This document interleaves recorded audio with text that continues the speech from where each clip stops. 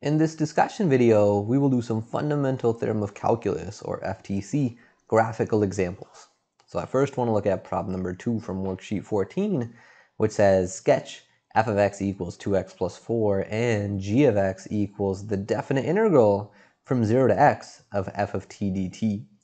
And then explain the relationship between the two functions using part A says slopes and B says areas.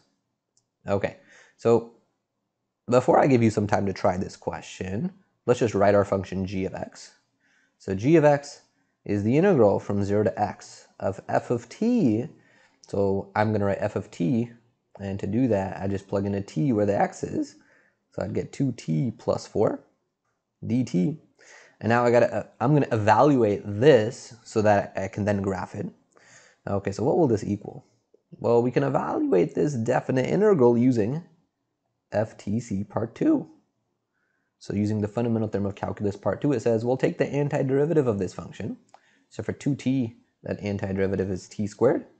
For the plus 4, the antiderivative is plus 4t. And then I write my vertical line and indicate I'm going to plug in the 0 and the x. And when I plug in the x, I'll get x squared plus 4x. And then we get minus, and I put a parentheses, and now I plug in 0, which will give me 0 plus 0. And then when I simplify this, we get x squared plus 4x. And that is this definite integral. And remember that when we do a definite integral, we mentioned this in lecture, but when I do that antiderivative, I don't need to put a plus c like we would do with an with an indefinite integral with no limits of integration. And the reason for that is if I were to put a plus c, when I subtract these two quantities, the plus c's would have canceled out, so it wouldn't have made a difference. So from here, we would be ready to sketch the graphs of y equals f of x and y equals g of x.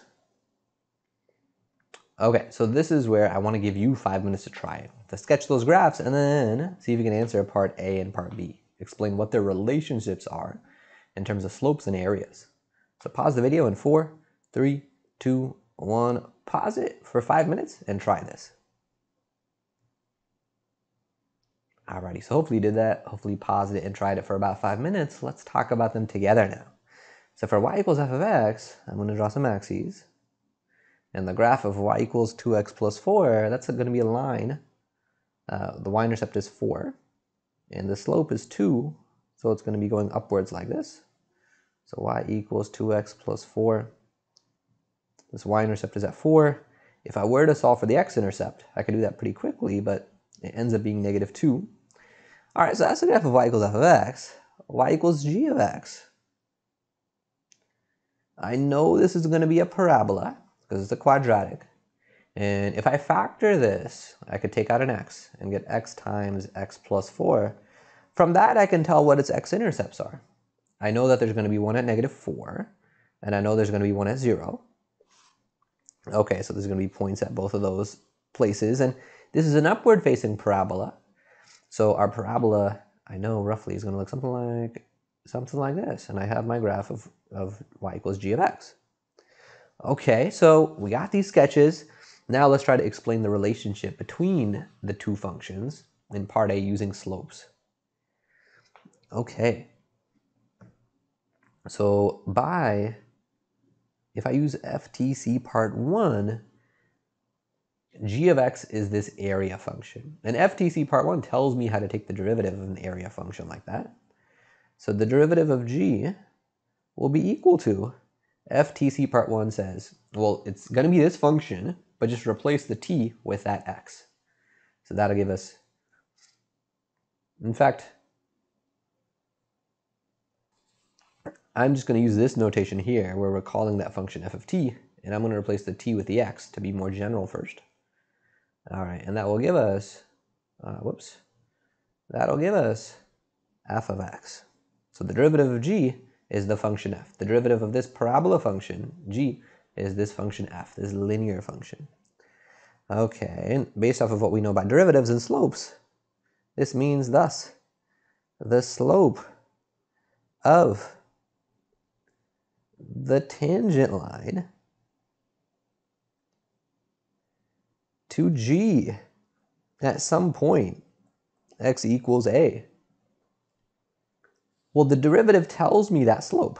I would find g prime of a.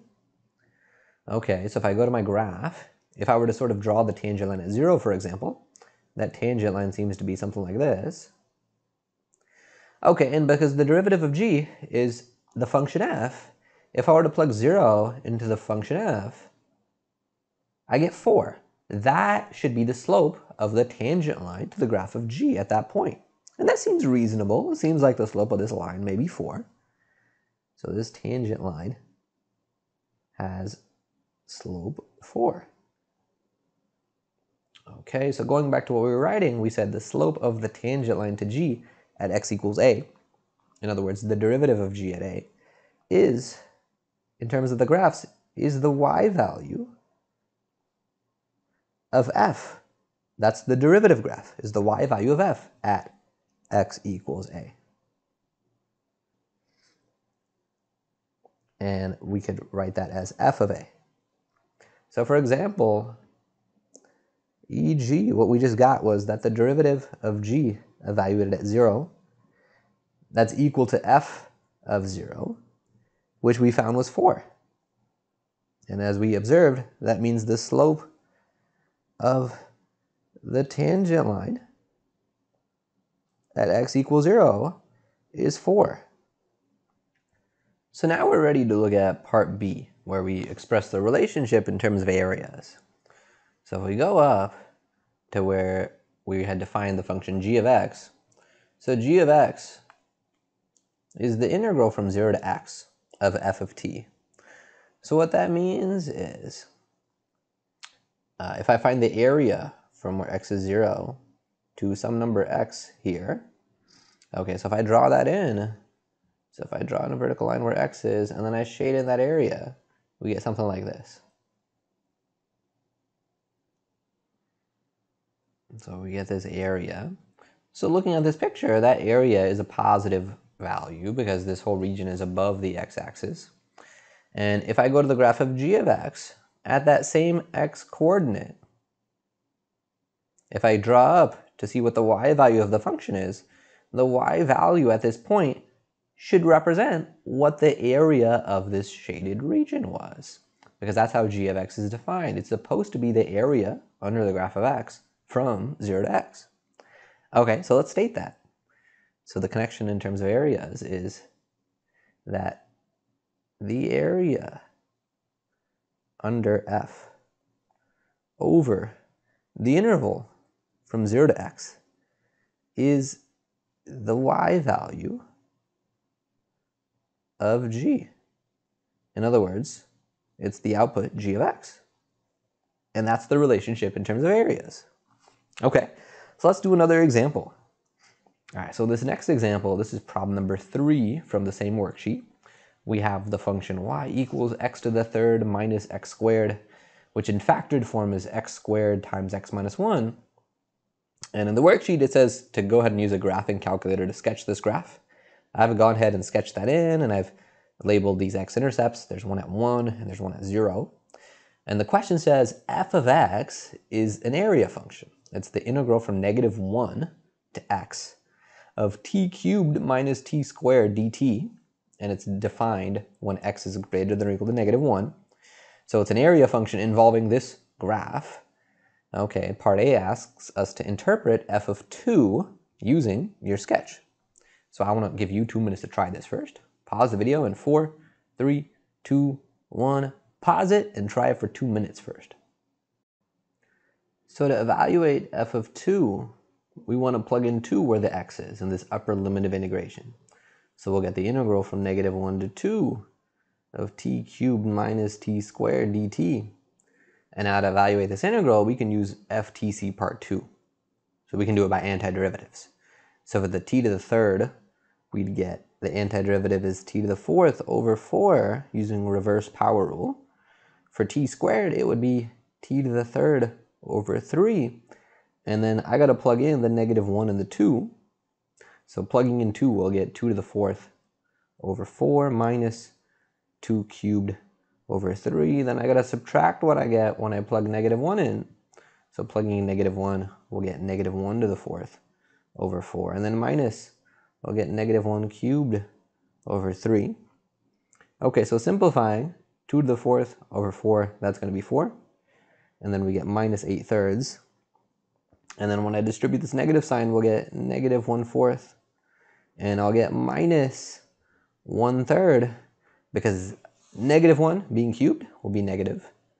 This negative will make it positive. But this negative will now make it negative. So that's how we got that negative. All right, so this becomes, so the -8/3 minus 1/3, those become -3. And then 4 minus 3, that's going to be 1. So we get 1 minus 1/4. And that is 3/4. So that's what we get as an answer. But then it said to interpret that. So what we had was the integral from -1 to 2. So graphically, this represents the signed area that I'm shading in here from -1 to 2 between my graph and the x-axis. Okay. So this is the signed area under this curve y equals x cubed minus x squared over the interval from -1 to 2. And that is our answer. All right, so looking at part B of this question, it asks, on what intervals is f increasing? Verify your answer with your sketch, so with this picture, and computations. So I'm going to give you 4 minutes to try this. Pause the video in 4, 3, 2, 1. Pause it for 4 minutes and work on part B here. Alrighty, so hopefully you did that. Hopefully you paused it and worked on it for about 4 minutes. Let's talk about it together. So recall that a function f is increasing when its derivative is positive. Okay, so we need to know the derivative of this function, and FTC part 1 is going to come in handy there. So by FTC part 1, the derivative we just get by replacing these t's with that variable up here, the x. So that'll give us x to the 3rd minus x squared. So the derivative of f is just this function whose graph that we have. So we could use our sketch, we could use this graph just to see, well, when is that thing going to be positive? So using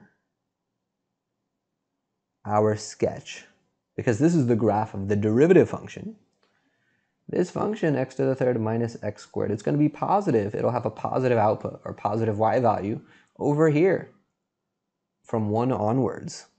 So this will be happening on the interval from 1 to infinity. So that's the interval where my function f is increasing. So the question also asks us to verify this using computations. So let's do that using computations. Let's do some algebra to figure out when this function is positive. Okay, using computations to find when a function like x to the 3rd minus x squared is greater than 0, we're solving an inequality. And we've done this a number of times in our class, solve an inequality like this. The way I can handle it is we can factor this expression. I can take out an x squared and be left with x minus 1. And I want to know, when is this thing greater than 0? Okay, and we can do this with a sign chart. So to find when this happens, we make a sign chart. All right, so I'm going to make a number line. And in the number line, remember, because of the domain in the question, it says x is greater than or equal to -1. I'm going to put a bracket at -1. And then I'll put tick marks at my cut points. So looking at the factored form, I can see that this is going to be equal to 0 when x is 0. And also when x is 1. And it's never going to be undefined. Okay, so I've put tick marks everywhere that I need. And now I'm going to keep track of the sign of this whole function. X squared times x minus 1. So I'm just going to do it all together, but if you wanted to make a separate row for each of the factors and then multiply them together, that would also be fine. Okay, so let's separate out columns. In this case, I just have one row. And I'm going to handle this by plugging in a test point in each region. So between 0 and -1, I could pick something like x is -1/2. Between 0 and +1, I could pick x is positive 1/2, and then something bigger than 1, maybe I'll pick 2. Okay, and when I plug in 2 into x squared times x minus 1, I'll get a positive value. Okay, when I plug in negative 1/2 and positive 1/2 with both of those, we will get negative values. Okay, so this is my derivative function here. This is f prime of x. So we're looking for when is f increasing. Based off of this, thus we can say that f is increasing when its derivative is positive, and that happens on the interval from 1 to infinity. On the interval from 1 to infinity. Since the derivative is positive there. Okay, so with computations, I get the same thing that we were observing using our sketch. So the other thing that I want to point out about the sketch, just conceptually, is because f of x is this area function, and it's the area from -1 to x, if I start out where -1 is, and I let x be somewhere over here, what I've done is I've sort of, added this negative area. From -1 to this value, there's a negative area. And if I go a little further, I've added even more negative area. So our area function would be decreasing. And my function, this function's graph stays negative all the way here. So I continue to add negative area. So my area function will be decreasing this whole way until I get to 1. But once I get to 1, now my function goes above the x-axis, and now we will be adding positive areas. And that is when my function was increasing, when we're adding these positive areas. That's why my answer was 1 to infinity. Alrighty, so let's do part C of this example. Okay, so C asks, on what intervals is f concave up? And verify using your sketch and computations. So, okay, let me give you a chance to try it first. Pause the video for 4 minutes. 4, 3, 2, 1, pause it for 4 minutes to try this first. All right, so hopefully you did that. Let's talk about it together now. So remember that f is concave up when the second derivative is positive. Okay, so first I'm going to remember what our first derivative is. Our first derivative was x to the third minus x squared. So if I do the second derivative would be 3x squared minus 2x. So let's just figure out with computations, when is this going to be positive? So we will do it first using computations.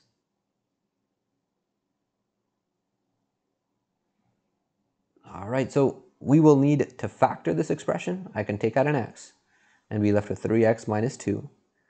And from there, I could figure out when does this thing equal 0? It equals 0 when x is 0 and x is 2/3. And I could figure out when is it undefined, but this is never going to be undefined. And those are going to be the cut points on our number line. So if we form a number line now, I'm going to put a bracket at -1 because our x values have to be greater than or equal to -1. And I'm just going to put this whole thing on a row. My second derivative is x times 3x minus 2. Okay, and I'll put tick marks at these values when our derivative was 0. So that happens when x is 0 and when x is 2/3. And I'll separate out some columns. And if I pick some sample points in each of these regions, like maybe I can do -1/2 here, maybe here I can do +1/2, and something bigger than 2/3, maybe I can do 1. If I plug these in, my second derivative is going to be positive here and here, but it'll be negative in the middle.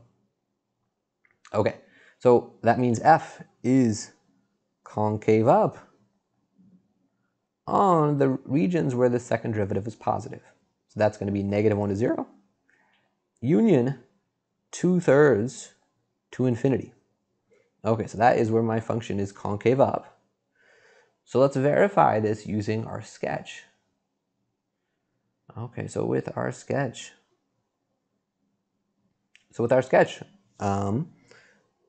so we had gotten that our first derivative was x to the third minus x squared. And this was the graph of our, the function that we were given. So this was the graph of the function that we were given up here. This was the graph of the first derivative of f. Okay, so I'm going to call that function something. I'm going to call this g of x. I'm going to let g of x be x to the third minus x squared. So that way, when I take the second derivative of x will be the derivative of g. It'll be the first derivative of g. So we are trying to figure out, when is the second derivative of f positive? Well, that's equivalent to asking, so this double arrow means it's equivalent, or this is true if and only if. And I'm about to say what has to happen. What I would need is the first derivative of g needs to be greater than 0. Okay, and if the derivative of g is positive, that means that g needs to be increasing. Okay, so I'm looking at this graph. This is the graph of the derivative of f. And when this graph is increasing, its derivative, in other words, the second derivative of f, would be positive. Okay, so I'm looking to see, when is this graph increasing? And when I look at it, it seems to be increasing from here to here, because remember, my domain starts at -1, which is why I didn't draw anything to the left of -1. And it's also increasing from here onwards. Okay, and what is this point? We had actually figured that out using computations. This was 2/3. So my graph is going to be increasing. Our graph is increasing using our sketch. So using the sketch, when is g increasing? Well, it happens on the interval from -1 to 0, union on the interval from 2/3 to infinity. And that's what we got using our computation.